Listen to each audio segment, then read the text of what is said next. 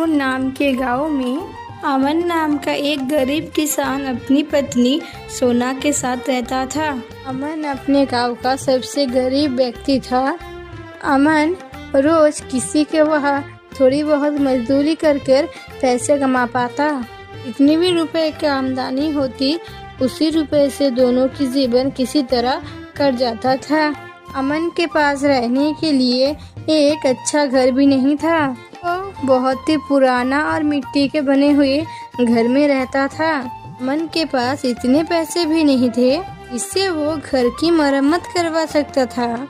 इसीलिए कभी कभी अमन खुद ही घर का मरम्मत किया करता था और खाने के लिए 2 वक्त की रोटी भी बहुत ही मुश्किल से जुटा पाता था। गरीब होने के कारण सारे गांव वाले उनके पहनावा देखकर कोई भी उनकी इज्जत नहीं करते थे। जिस नदी से सभी गांव वाले पानी लेते थे, अगर उसी नदी से अमन या उसकी पत्नी सोना पानी लेने के लिए जाते तो सभी गांव वाले उन्हें भगा देते थे।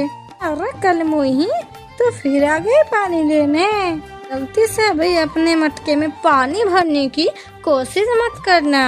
अरे रुक, पहले हमें हमारा मटका भरने दे, फिर तुम हमें यहाँ से जाने के बाद अपना मटका भरना, समझी ना। तो ना चुपचाप सारी बातें सुनती है और किसी को भी कुछ भी नहीं कहती है। सारी औरतों के चले जाने के बाद तो ना उदास मन से मटके में पानी भरती है और घर जाकर अपने पति अमन से कहती है, अरे हमारी क्या गलती है जो गांव वाले हमारे साथ ऐसा बर्ताव करते हैं? क्या गरीब होना कोई गुनाह है? हमने तो कभी किसी का कोई भी बुरा नहीं किया। अरे सोना, तुम चिंता क्यों करती हो? मैं हूँ ना। देखना एक दिन यही गांव वाले हमसे मिलने के लिए तरसेंगे। मजदूरी करके भी इतने पैसे नहीं कमा पाता जिससे बाकी कमा लेते हैं। लेकिन तुम देखना, एक न एक दिन लोगों हमारा भी सम्मान जरूर करेंगे। अमन मेहनती होने के साथ साथ दिल का भी बहुत ही अच्छा इंसान था। वो कभी किसी के साथ बेईमानी नहीं करता था। यही इसकी सबसे बड़ी खूबी थी। बारिश का मौसम होने के कारण एक रात आंधी के साथ साथ खूब जोरों की बारिश होने लगी। मन का घर कच्चा होने के कारण मन को बहुत ही डर लगने लगा कि तूफान के साथ घर की छत उड़ न जाए। अरे सोना, बहुत जोरों की बारिश के साथ साथ तूफान भी आ रहा है। मुझे लगता है हमारे घर की छत ज्यादा देर टिक नहीं पाएगी। जी मैं बोल रही थी, हमारे पास जो भी जरूरी सामान है ना, उसे हम एक बोरे में भरकर आपके भैया सामू के वहाँ पर देकर आते हैं। अरे हाँ, तुम सही बोल रही हो। चलो जल्दी हमारे जरूरत के सामानों को एक बोरे में भर देते हैं, फिर भैया के यहाँ पर चलेंगे। अमन और उसकी पत्नी सारे जरूरत के सामानों को एक बोरे में भरकर कुछ दूर अपने भैया के घर जाते हैं। अमन के भाई का घर पक्का मकान था। भैया, अरे वो भैया, दरवाजा खोलिए ना, कुछ काम है। अरे क्या हुआ, इतनी बारिश में यहाँ क्यों आए हो? अरे भाई, तुम्हें मेरे घर का हाल पता ही है, सारा सामान पानी में भीग ना जाए, इसीलिए कुछ जरूरी सामान मैं तुम्हारे घर में रखना चाहता हूँ। अरे क्या, तुम्हारा सामान मेरे घर पर? अरे नहीं, मेरी पत्नी मुझे बहुत डांटेगी। जाओ अपने घर में ही रहो। मन का भाई गुस्से में अपने घर के अंदर चला गया। मन और सोना दोनों ही दुखी होकर अपने घर लौट जाते हैं। दोनों ही पूरी रात अपने सामान के रखवाली के लिए रात भर नहीं सोते हैं। सुबह हुई, अब तक बारिश बंद हो चुकी थी। वैसे बरसात के मौसम में अमन को एक भी काम नहीं मिल पा रहा था। कुछ महीने इसी तरह गुजर गए। एक बार अमन के गांव में कुछ अमीर व्यक्तियों ने मिलकर एक सप्ताह तरह मेला लगवाया। ये अमीर व्यक्ति अपने अपने गाड़ियों में मेला देखने के लिए आए। अभी एक व्यापारी गाड़ी से गांव में आ जाता है। अभी अचानक जोर से बारिश होने लगती है। रास्ता गीला होने के कारण उस व्यापारी की गाड़ी कीचड़ में फंस जाती है। उसने उस गाड़ी को निकालने की बहुत ही कोशिश की, लेकिन बहुत कोशिश करने के बाद भी व्यापारी की गाड़ी कीचड़ से नहीं निकल रही थी। साथ ही साथ बारिश भी बहुत ही तेज हो रही थी। अरे दत्तर की, अभी ही मेरे गाड़ी को कीचड़ में फंसना था क्या? पर से इतनी जोरों की बारिश हो रही है। अभी वहाँ से कुछ गांव वाले गुजर रहे थे। व्यापारी ने उनसे मदद मांगी। अरे भैया सुनो सुनो सुनो, मेरी गाड़ी कीचड़ में फंस गई है।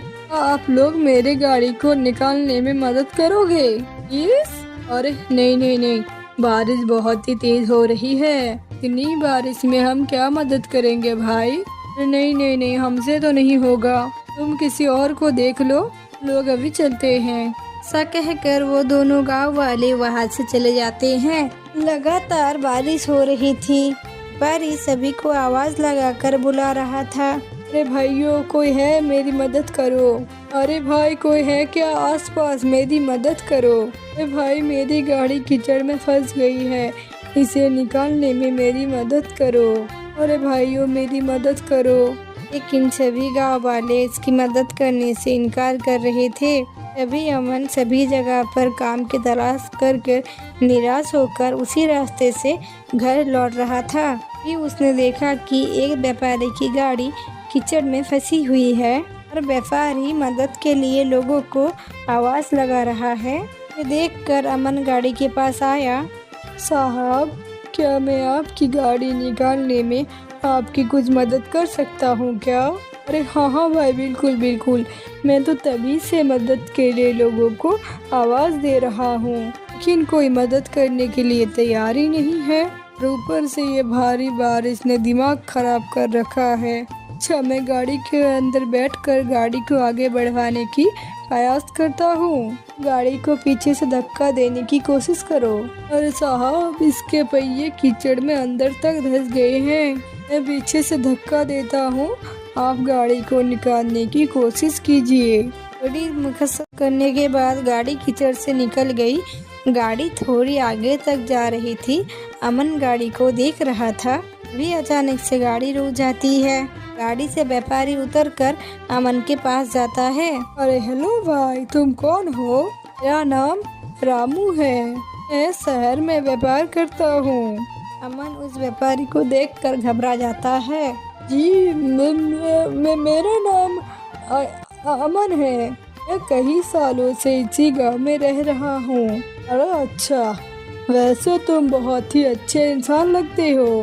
पिछले 2 घंटे से मैं यहीं पर फंसा हुआ था, लेकिन किसी ने भी मेरी मदद नहीं की। सिर्फ और सिर्फ तुमने ही मेरी मदद की, अब जाकर मेरी गाड़ी ये कीचड़ से निकल पाई है। मैं यहाँ पर मेला देखने आया था। अरे जी, कोई बात नहीं, दूसरों की मदद करना तो हमारा फर्ज है। अब बारिश भी रुक चुकी थी। अच्छा साहब, अब मैं चलता हूँ। अरे रुको अमन, मुझे अपने घर नहीं ले जाओगे क्या? नहीं साहब, मुझ जैसे गरीब के घर जाकर आप क्या करोगे? मेरा घर तो मिट्टी का बना हुआ पुराना टूटा फूटा घर है। आपको मेरे घर जाकर कुछ भी नहीं मिलेगा। आप मेला देखने जाइए, मैं घर जाता हूँ। अरे अब तो मैं एक बार तुम्हारे घर चलकर ही रहूँगा। जी, अब आप इतना कह रहे हैं तो चलिए। व्यापारी अमन को अपनी गाड़ी में बैठा लेता है। अमन पीछे बैठकर व्यापारी को अपना घर का रास्ता बताता है। कुछ देर बाद दोनों ही घर पहुंच जाते हैं। अरे सोना, ओ सोना, हमारे घर साहब आए हैं, उनका स्वागत नहीं करोगी क्या? अरे जाओ, कुछ खाने के लिए लेकर आओ। व्यापारी अमन का घर देखकर बहुत ही उदास हो गया। अरे भाई, तुम क्या काम करते हो? अरे साहब, क्या बताऊं, मैं तो कब से काम के तलाश में हूँ, कोई काम ही नहीं देता। बस इधर उधर से घूमकर मजदूरी का काम कर लेता हूँ, और इसकी वजह से वो भी बंद है। तब तक अमन की पत्नी एक प्लेट में एक गुड़ का टुकड़ा लेकर आई और बोली, साहब, हमारे घर में यही बचा है, कृपया इसे ही खा ले। अरे हाँ हाँ, क्यों नहीं। अरे अमन, तुम्हें कोई काम नहीं मिल रहा है ना? अगर तुम चाहो तो मैं तुम्हें काम दे सकता हूँ। अरे साहब, क्या सच में आप मुझे सचमुच काम देंगे? अरे अमन, शहर में मेरे पास बहुत सारे काम होते हैं। सोच रहा था कि कोई ऐसे व्यक्ति को अपने साथ काम में रख लूं, तो मेहनती और ईमानदार दोनों हो। देखकर मुझे ऐसा ही लगता है। तुम में ये दोनों ही गुण हैं। अरे साहब, कैसा काम करना होगा, कहाँ पर काम करना होगा, आप ये सब मुझे बता दीजिए। मैं आपके साथ काम करने के लिए तैयार हूँ।